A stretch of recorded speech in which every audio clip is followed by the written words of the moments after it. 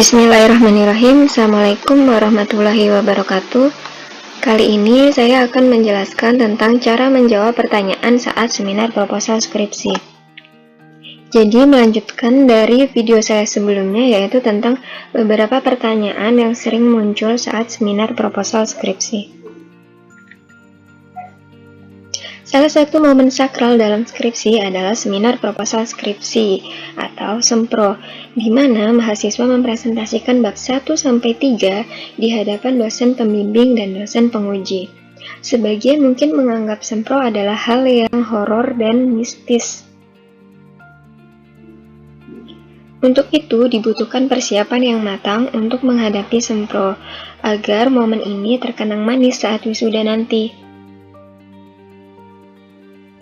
Sebagian dari mahasiswa mungkin akan lebih memikirkan seperti apa pertanyaan saat seminar proposal nanti, dibanding bagaimana cara menjawabnya. Padahal teknik menjawab pertanyaan juga penting loh, agar kamu tidak terlibas dalam keganasan pertanyaan penguji dan pembimbing. Satu trik pentingnya adalah tenangkan diri dan fokus pada pertanyaannya. Jangan sampai otakmu penuh dengan berbagai prasangka sehingga konsentrasimu buyar. Padahal jika kamu fokus, kamu bisa dengan mudah menjawab pertanyaan itu. Jadi, tenangkan dulu pikiranmu, ambil nafas dalam-dalam dan buang perlahan. Percaya bahwa kamu bisa. Percaya bahwa kamulah yang membuat skripsi itu. Jadi, apapun pertanyaannya, kamu pasti bisa menjawabnya. Pada video kali ini, saya akan menjelaskan tentang cara menjawab pertanyaan saat seminar proposal skripsi. Jangan lupa subscribe dan tekan lonceng, biar kamu tahu video terbaru tentang skripsi dan lainnya. Oke, langsung aja. Ini dari pertanyaan pada video sebelumnya. Lalu gimana caranya menjawab ketika ada pertanyaan seperti ini? Mengapa saudara memilih judul penelitian ini? Oke, maka kalian harus menjelaskan latar belakang kalian. Jelaskan dari kondisi ideal harusnya pendidikan atau pembelajaran itu seperti apa. Lalu kalian ceritakan fakta yang kalian temukan di lapangan berdasarkan hasil observasi atau wawancara. Kemudian, ceritakan lagi bahwa kalian menemukan masalah, lalu akhirnya berawal dari masalah itu, kalian memilih judul ini untuk menyelesaikan atau sebagai solusi dari masalah tersebut. Itu ya. Paham ya dari sini? Jadi kalian harus menceritakan kondisi ideal, faktanya, masalahnya, kemudian akhirnya kalian memilih judul ini sebagai solusi dari masalah tersebut. Oke, untuk pertanyaan yang kedua, apa permasalahan yang ada dalam skripsi saudara? Ini mudah ya, kalian jelaskan saja masalah yang kalian tulis di latar belakang. Kemudian untuk pertanyaan yang ketiga, mengapa memilih model, pendekatan, atau strategi ini? Nah, sebenarnya pertanyaannya tuh mudah, tapi kalian itu nanti pasti ketika sudah seminar proposal, kebanyakan mahasiswa itu bingung menjawabnya tuh dari mana gitu kan. Ujung-ujungnya muter-muter, kemudian ujung-ujungnya melebar dan malah itu akan menimbulkan pertanyaan baru oleh pembimbing atau penguji. Nah, kalian di situ pasti bakal kelibas sama dosen pengujinya. Makanya hati-hati ketika mau menjawab, diawali dari mana dan diakhiri dari mana itu harus jelas. Itu ya. Semoga video ini bisa membantu. Kita lanjut untuk pertanyaan yang ketiga. Mengapa saudara memilih model, pendekatan, atau strategi ini? Nah, ini dijelaskan. Jadi kalian menjelaskannya dimulai dari apa pengertian model dan pendekatan strategi itu. Kemudian kalian jelaskan bahwa model atau pendekatan atau strategi itu bisa menjadi solusi dari masalah penelitian Anda. Nah, ini kuncinya ya. Kalian jelaskan di situ. Oke, selanjutnya untuk pertanyaan keempat, apa saja variabel dalam penelitian saudara?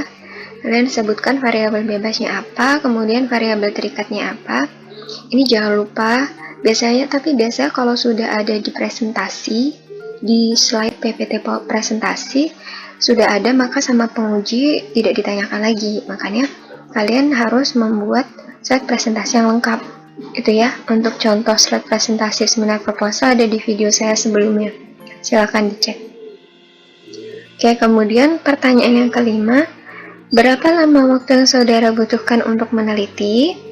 Nah, ini tinggal dijelaskan aja ya, kalian butuh berapa kali pertemuan, kemudian kalau penelitian eksperimen ya, kalian butuh berapa kali pertemuan, kemudian untuk pengembangan kalian butuh berapa lama untuk mengembangkan produknya sampai uji coba.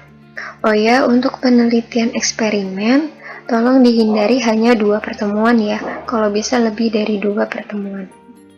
Oke, yang keenam, informasi permasalahan yang dijelaskan ini diperoleh dari mana? Nah, ini biasanya tidak akan ditanyakan kalau kalian sudah menjelaskan bahwa permasalahan yang kalian jelaskan di latar belakang itu sudah ada sumbernya, misalnya dari hasil wawancara, dari hasil observasi, kemudian kalian harus jelaskan juga berapa lama observasinya, kemudian kalian observasi itu ngapain aja, misalnya saya duduk di dalam kelas melihat guru dan siswa belajar selama seminggu misalnya. Nah, itu saya observasinya seperti itu gitu. Itu kalian ceritakan ya. Kemudian kalian kapan melakukan observasi dan wawancaranya itu juga diceritakan. Jadi kalian benar-benar real melakukan observasi dan wawancara gitu, nggak cuman menulis gitu, nggak hanya mengarang. Oke, selanjutnya Selanjutnya, pertanyaan yang ke-7, apa hal menarik dari penelitian yang akan saudara lakukan? Oke, kalian jelaskan aja bahwa penelitian, kalau misalnya pengembangan, kalian jelaskan bahwa produk yang akan saya kembangkan itu belum pernah dikembangkan. Terus, atau enggak, kalau misalnya eksperimen itu, jelaskan aja bahwa model atau pendekatan atau strategi ini belum pernah digunakan untuk mengukur variabel terikat kalian gitu. Misalnya kan sudah pernah nih model discovery learning untuk mengukur keterampilan berpikir kritis gitu. Nah, tapi di skripsi kalian itu model discovery learning untuk mengukur keterampilan proses sains misalnya gitu. Nah, jadi kan digunakan untuk mengukur variabel terikat yang berbeda. Oke, lanjut ya. Untuk pertanyaan ke-8, penelitian seperti ini sudah ada. Kenapa saudara masih memilih meneliti ini? Nah, biasanya pertanyaan ini sering keluar sih. Jadi, kan banyak nih penelitian pendidikan. Nah, dan misalnya judul kalian tuh sudah ada gitu. Nah, tapi kenapa kalian masih tetap mau melakukan penelitian ini? Nah, itu kalian jawab aja bahwa kalian ingin menerapkan model atau metode kepada siswa di daerah yang akan kalian teliti gitu. Nah, kalian akan membandingkan hasilnya karena karakter siswa itu kan berbeda-beda, kemudian karakter daerah itu kan juga berbeda-beda. Misalnya dengan menggunakan model discovery learning untuk mengukur literasi siswa di sekolah A, kemudian itu tinggi, tapi ketika diterapkan di sekolah B, dia akan rendah, mungkin karena faktor daerah atau faktor sarana dan prasarana. Nah, itu nanti di pembahasan bisa kalian jelaskan gitu ya. Kemudian dalam pembahasan kalian jelaskan, tapi ketika ditanya jawabnya seperti itu gitu ya. Oke, pertanyaan yang nomor 9, apa manfaat atau pentingnya penelitian ini? Kalian tinggal jelaskan aja, tapi menjelaskannya manfaatnya yang berorientasi masa depan ya. Misalnya saya bikin modul ini supaya nanti bisa dipakai untuk kelas seterusnya gitu, atau pembelajaran kimia seterusnya gitu. Jadi nggak cuman dipakai saat penelitian aja. Oke, pertanyaan yang ke-10, teori siapa yang saudara pakai? Nah, ini jadi pertanyaan nomor 10, 11, dan 12 ini kalian benar-benar harus menguasai variabel bebas dan variabel terikatnya. Jadi dari pengertiannya, hal yang mengungkapkan aspek-aspeknya apa aja, bila perlu kalian tahu indikator-indikator apa yang akan kalian amati ketika kalian nanti penelitian, itu kalian harus tahu, dan itu harus di luar kepala. Jadi kalau bisa kalian menjawab semua pertanyaan dari penguji itu secara terstruktur, pelan-pelan, dan tanpa melihat catatan gitu. Tapi ya sejalur, jangan muter-muter itu ya. Kemudian jangan terlalu melebar jawabnya, karena nanti kalau terlalu melebar itu bisa menjadi bahan pertanyaan penguji gitu. Oke, selanjutnya coba jelaskan apa yang dimaksud dengan literasi sains dalam penelitian saudara ini. Nah, ini masih sama. Jadi pertanyaan nomor 13, 14, dan 15 ini kalian harus benar-benar menguasai variabel bebas dan variabel terikat gitu ya. Jadi ini yang tahu adalah kalian. Jadi kalian harus benar-benar paham dan harus bisa menjelaskan ke penguji secara yakin gitu, biar penguji juga yakin bahwa kalian itu paham. Seperti itu ya. Oke, pertanyaan yang nomor 16. Mengapa saudara memilih lokasi itu sebagai tempat penelitian saudara? Nah, biasanya pertanyaan ini sering muncul gitu. Padahal ini pertanyaan receh ya, pertanyaan biasa gitu. Mengapa kamu pengen penelitian di situ gitu kalau misalnya penguji nanya. Nah, biasanya kebanyakan mahasiswa tuh jawabnya dengan santai. Karena deket sama rumah gitu. Atau enggak karena di sana ada saudara saya misalnya gitu. Jadi jangan jawab seperti itu, tapi kalian harus menjelaskan secara ilmiah gitu. Jadi jelaskan yang ada hubungannya sama masalah kalian gitu. Misalnya gini, saya ingin meneliti di situ karena berdasarkan observasi yang sudah saya lakukan, di sana tuh belum ada buku, belum ada modul. Makanya saya ingin mengembangkan modul agar bisa digunakan di sekolah tersebut, karena saya memilih sekolah tersebut gitu ya. Kemudian bisa juga kenapa pengen penelitian di situ gitu, karena di sana belum ada modul praktikumnya gitu. Jadi saya pengen menerapkan pembelajaran dengan praktikum misalnya, dan saya pengen mengembangkan model praktikum di sekolah itu. Nah gitu, jadi alasannya itu alasan yang berhubungan dengan masalah yang kalian teliti gitu ya. Oke, selanjutnya nomor 17, mengapa saudara memilih teknik sampling ini? Oke, ini juga sering ditanyakan. Nah, kalian jawab ya tergantung ya kalian teknik sampling apa. Kalian harus menjelaskan kenapa kalian menggunakan teknik sampling itu. Tapi biasanya kalau berhubungan dengan sekolah itu tidak menggunakan random sampling, karena di sekolah itu karena siswa di sekolah itu nggak bisa di random gitu kan. Jadi misalnya nih IPA 1, IPA 2, IPA 3, kemudian nggak bisa kan kalian random ambil 3 orang dari IPA 1, kemudian 3 orang dari IPA 2, kemudian dari 3 orang dari IPA 3, kemudian kalian jadikan satu kelas, lalu kalian terapkan pembelajaran. Nggak bisa kan? Nah makanya kenapa dalam penelitian pendidikan itu jarang sekali menggunakan teknik random sampling. Iya, jadi biasanya menggunakan teknik purposive sampling.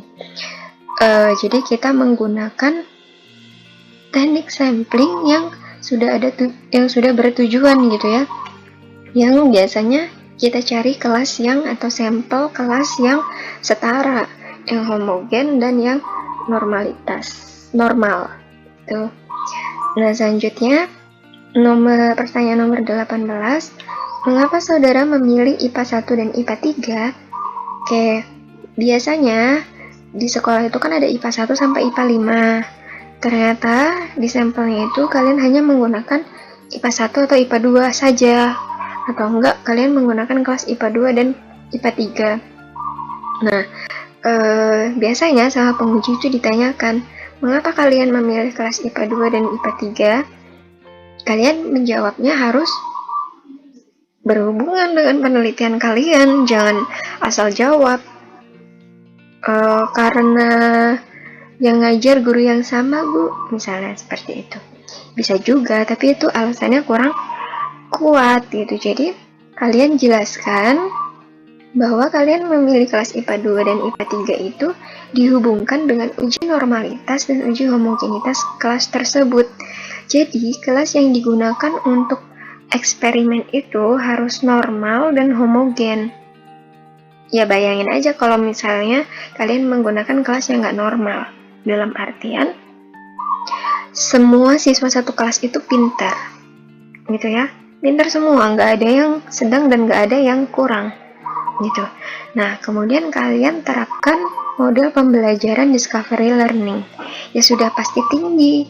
Gitu kan, mau diterapkan dengan model apa saja.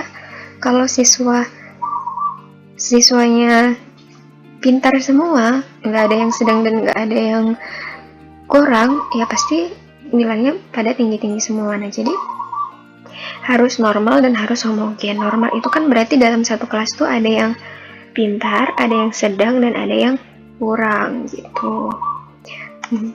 Itu ya, kalian harus menjawab dengan alasan seperti itu.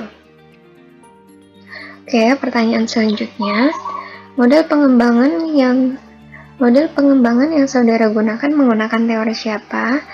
Bagaimana prosedurnya? Oke, pertanyaan nomor 19 dan 20 ini kalian harus menjelaskan tentang kalian harus paham tentang variabel bebas dan variabel terikat kalian. Kemudian ini prosedur pengembangannya ya. Itu juga kalian harus paham dan harus kalian jelaskan secara jelas gitu ya. Oke. Secara jelas dan lancar. Oke, pertanyaan nomor 21. Instrumen penelitian yang saudara gunakan apa saja? Nah ini, instrumen itu berarti semua alat yang kalian gunakan untuk penelitian, gitu ya. Kalian jelaskan, kalau kalian ngajar pakai RPP ya, sebutkan RPP, silabus, LKPD, angket, dan lain-lain. Kemudian, untuk pertanyaan nomor 22, alat pengumpulan data yang saudara gunakan apa? Nah ini, kalau alat pengumpulan data berarti hanya alat yang digunakan untuk memperoleh data atau memperoleh hasil penelitian. Kalian jelaskan lembar angket, lembar observasi, terus lembar wawancara mungkin, panduan wawancara mungkin, gitu ya. Kemudian yang nomor 23, teknik analisis data apa yang akan digunakan dalam skripsi saudara? Nah ini kalau bisa disebutkan dan dijelaskan. Misalnya, saya akan menggunakan misalnya ya persentase gitu. Jadi nanti data yang dari angket itu saya buat presentasi gitu ya. Berapa persen ini, kalau sekian persen maka dikatakan tinggi, sekian persen dikatakan sedang, sekian persen dikatakan rendah. Nah itu kalian jelaskan dengan lengkap. Itu ya. Supaya penguji dan pembimbing itu puas.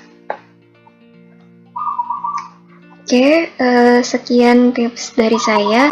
Semoga ini bisa membantu persiapan kalian menuju seminar proposal. Terima kasih, saya akhiri. Assalamualaikum warahmatullahi wabarakatuh.